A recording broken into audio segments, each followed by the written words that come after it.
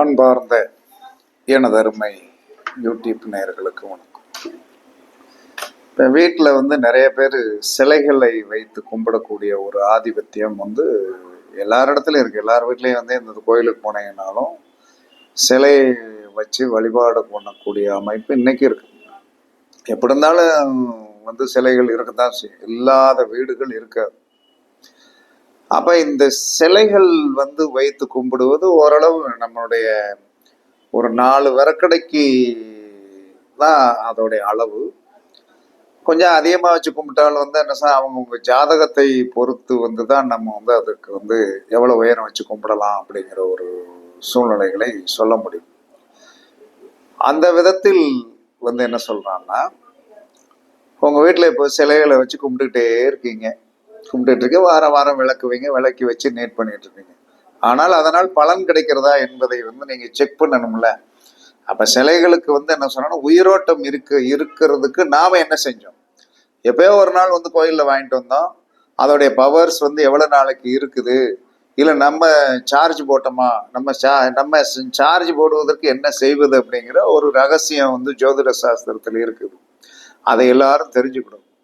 அப்ப எல்லாரும் தெரிஞ்சுக்கிட்டு என்ன சொல்றேன்னா, அந்த விதத்தை கடைப்பிடிக்கணும். அப்ப ஒரு வீட்டில் அந்த சிலைக்கு உயிரோட்டம் கொடுக்கணும். அப்ப உயிரோட்டம் கொடுக்கணும்னா மாதம் அந்த சிலைக்கு உயிரோட்டம் கொடுக்கணும். அப்பதான் என்ன சொன்னா, நம்ம கும்பிடுறதுக்கு உண்டான ஆதிபத்தியமுடைய அந்த பலன் நமக்கு கண்டிப்பாக கிடைக்கலன்னா கிடைக்காது.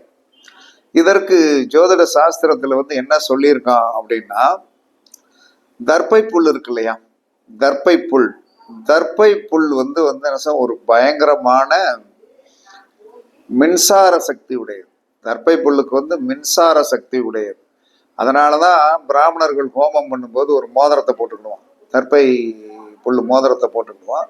போட்டு என்ன செய்வான் அப்படின்னா, நான் பூஜை பண்ணுவது என்னுடைய கடமை, என் வயிற்று பிளப்பு, அதோடைய கர்மா என்ன சாடிடக்கூடாது அப்படின்னு சொல்லிட்டு கடைசி முடிவில் என்ன சொன்னோம், பூஜையெல்லாம் பண்ணி முடிச்சுட்டு அந்த ஹோமத்திலே என்ன சொன்னானோ எல்லாத்தையும் கலட்டி போட்டு போயிடுவான். திறமைசாலிகள்.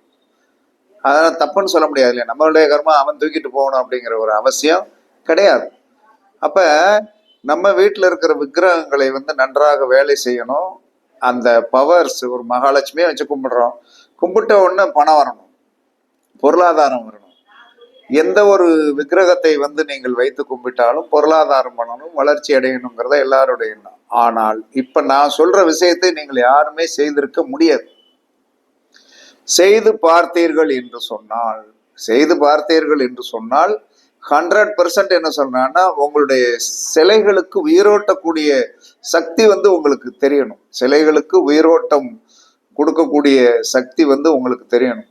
அந்த சிலைகளுக்கு உயிரோட்டம் கொடுக்கக்கூடிய சக்தி நீங்க தெரிந்து கொண்டீர்கள் என்று சொன்னால், காலம் ஃபுல்லா நீங்க என்ன செய்யலாம், சார்ஜ் போட என்ன சொல்றான்னு, நாங்க செல்போன் ஒர்க் அவுட் ஆகும். அப்ப அந்த சார்ஜிங் பவர் யார்கிட்ட இருக்குன்னா தர்ப்பை புல்லுக்கு இருக்கு. அப்ப தர்ப்பை புல்லை என்ன ஆகணும், கொஞ்சம் தர்ப்பை புல்லை வாங்கணும். தர்ப்பை புல்லை வாங்கி ஒரு நல்ல பறவு சட்டி, மண் சட்டி அப்படின்னு சொல்லக்கூடிய பறவு சட்டியில ஒரு 4 கற்பூரத்தை வச்சு, அது பச்சை கற்பூரமா வைங்க, பச்சை கற்பூரத்தை வைத்து தீ மூட்டி அந்த அந்த இது தர்ப்பை புல்லை என்ன சொன்னா நல்லா பீஸா வெட்டி உள்ள போடுங்க. பீஸா வெட்டி உள்ள போட்டு நல்லா எரிய விட்டுருங்க. எரிய விட்டு என்ன செய்யணும்னா, நல்லா எரிஞ்சு அணைஞ்ச பிறகு அதுல ஒரு கருக்கு வரும்.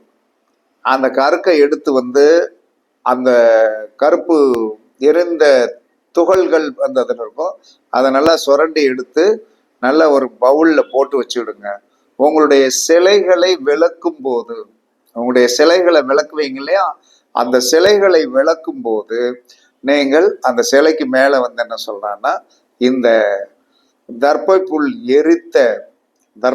எரித்த அந்த கருக்கை நன்றாக சிலைகளுக்கு நன்றா தடவிடணும். குளிர தடவி கொஞ்ச நேரம் வச்சிருந்துட்டு, அதுக்கு பிறகு நீங்க வழக்கமா விளக்குவீங்க இல்லையா, வழக்கமா நீங்க என்ன சொன்ன, எலுமிச்சைமையை போட்டு விளக்குவீங்களோ, ஏதோ ஒரு பவுடர், பீதாம்பரி பவுடர் போட்டு விளக்குவீங்களோ, அல்லது எலுமிச்சம்பழம் வச்சு விளக்குவீங்களோ, அப்படி நீங்க விலை கொள்ளலாம். இப்படி மாதா மாதம் கரெக்டா ஒரு கிழமையை நீங்க எப்ப விளக்குவீங்களோ அந்த விளக்குகின்ற காலத்தில் இந்த சிலைகளுக்கு இந்த மாதிரி தர்பை புல்லை வந்து நன்றாக எரித்து அதோடைய சாம்பலை நல்லா வந்து என்ன சொன்னா, எத்தனை சிலைகள் இருக்கோ அதை நல்லா ஆட் பண்ணி கொஞ்ச நேரம் நல்லா வச்சிருந்து அதற்கு பிறகு நீங்கள் வந்து விளக்கிருங்க. கண்டிப்பாக வந்து என்ன சொல்லலாம்னா சிலைகள் பவராக வேலை செய்யும். 100% வேலை செய்யும், 100% வேலை செய்யும். அதுல மாற்று கருத்தே கண்டிப்பாக கிடையாது. அப்படி வேலை செய்வதற்குண்டான ஒரு அமைப்பு வந்து என்ன சொல்லலாம்னா தர்பை புல்லுக்கு உண்டு. அதனால் எல்லாரும் இந்த தர்பை புல்லை பயன்படுத்தி உங்க வீட்டில் இருக்கிற சிலைகளுக்கு, எந்த சிலையை நம்ம பாதரசத்துல வாங்கி வச்சிருப்பீங்க, எந்த சிலையாக இருந்தாலும், பித்தளை சிலையாக இருந்தாலும், பாதரச சிலையாக இருந்தாலும், காப்பர் சிலையாக இருந்தாலும், தர்பை புல்லை எரித்து அதனுடைய கருக்கை வந்து என்ன சொல்லலாம்னா நன்றாக ஆட் பண்ணி வச்சுட்டு, இந்த சனிக்கிழமை தலைக்கு எண்ணெய் தேய்ச்சி குளிக்கிறவங்க வந்து நல்லா எண்ணெய் தேய்ச்சிட்டு போய் நேரம் 1/4 மணி நேரம் உட்காந்துருப்பான் இல்லையா, அதுக்கு பிறகு தானே குளிப்பான்.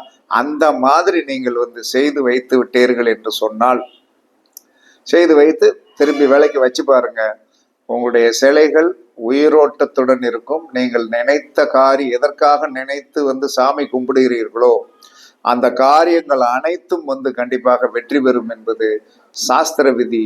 பரிச்சித்து பாருங்கள் என்று கூறி, கண்டிப்பாக இதுல ஒரு வெற்றி கிடைக்கும். உங்களுடைய சிலைகளுக்கு வந்து ரீசார்ஜ் கொடுக்கக்கூடிய ரகசியத்தையும் தெரிந்து கொண்டீர்கள்.